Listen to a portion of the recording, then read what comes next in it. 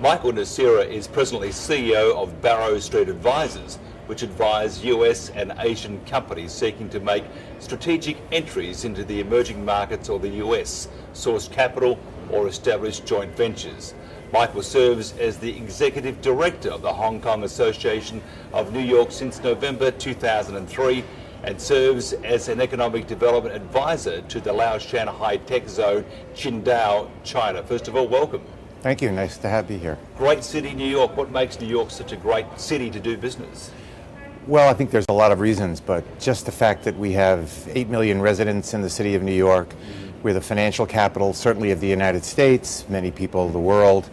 The confluence of all of these different forces and intellectual capacities just makes New York a very exciting and vibrant place to do business. And what about Hong Kong? Well, Hong Kong is a very, very special city. It's well located geographically, not just to China, but for all of Asia. So it's a very, very special place with modern infrastructure and an understanding of sophisticated financial ways. So Hong Kong has really been a leader in Asia, bringing a lot of development, and they've mastered the ability to bring capital where it's needed the most. And it's more than just the stepping stone into mainland China, isn't it? Oh, very much so.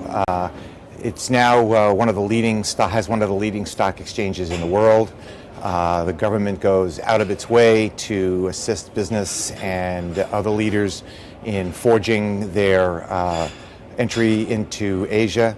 So it's it's only four and a half hours to fly as far as Delhi. So it's very well located for businesses of all types who need to be in the region and need to establish relationships and understand what's going on. Tell us about your role with the Hong Kong Association in New York, and I mean, you have this plethora of events, breakfasts, great people speaking. Well, the Hong Kong Association of New York was formed back in 1987, and in fact we are celebrating our 20th year now. Primarily our job is to promote understanding, business, cultural, somewhat political to some degree, but we generally stay out of that area.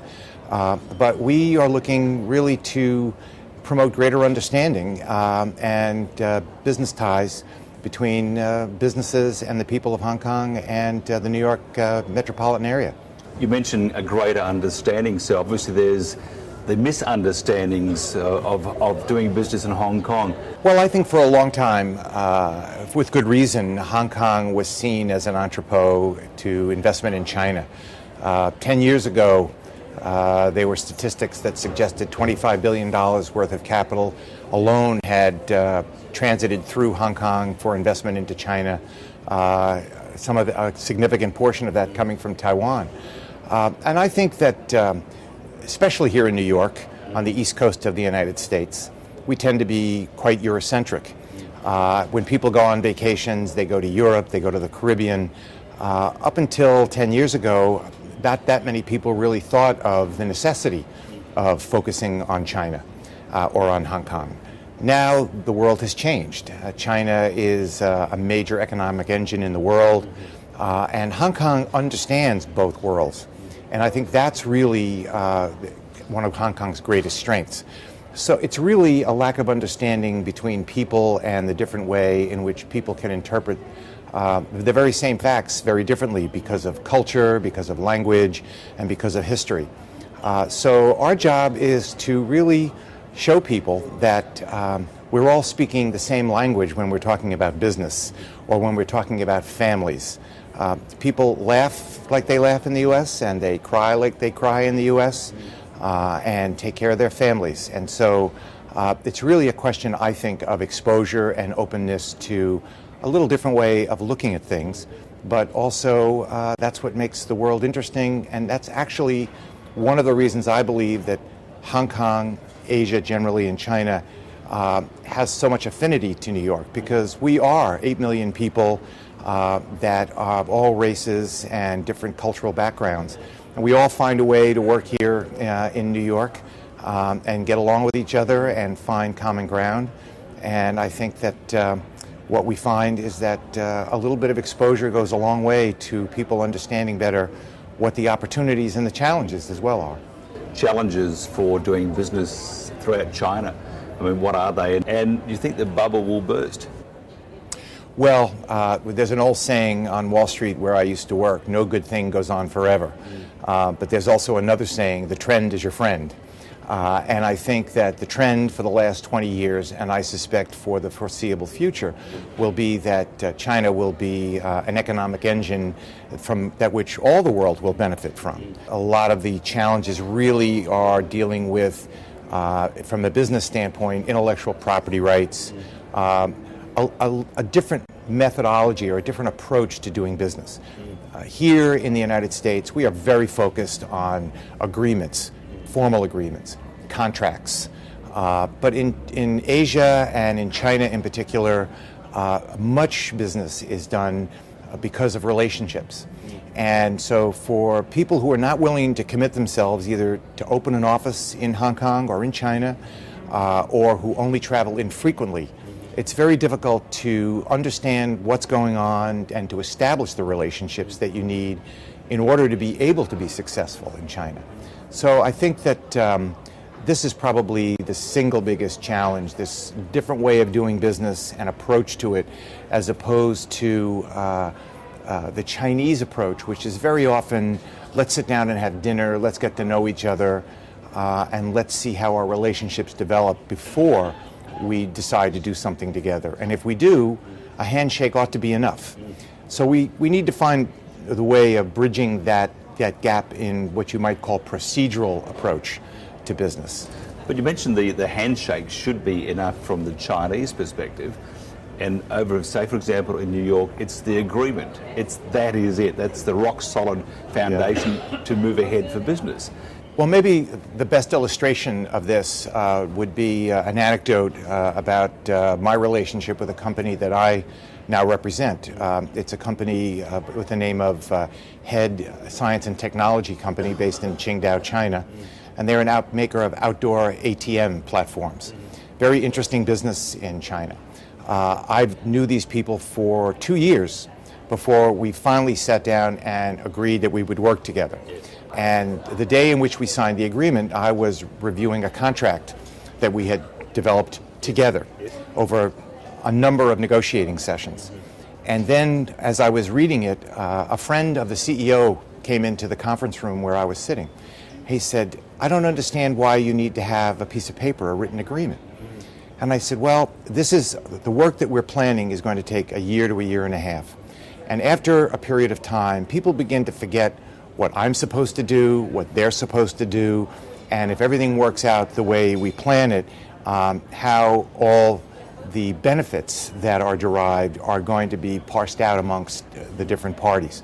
And so this individual was quite interested in the fact that they trusted me, they've known me now for a couple of years, but why did you need to have that agreement?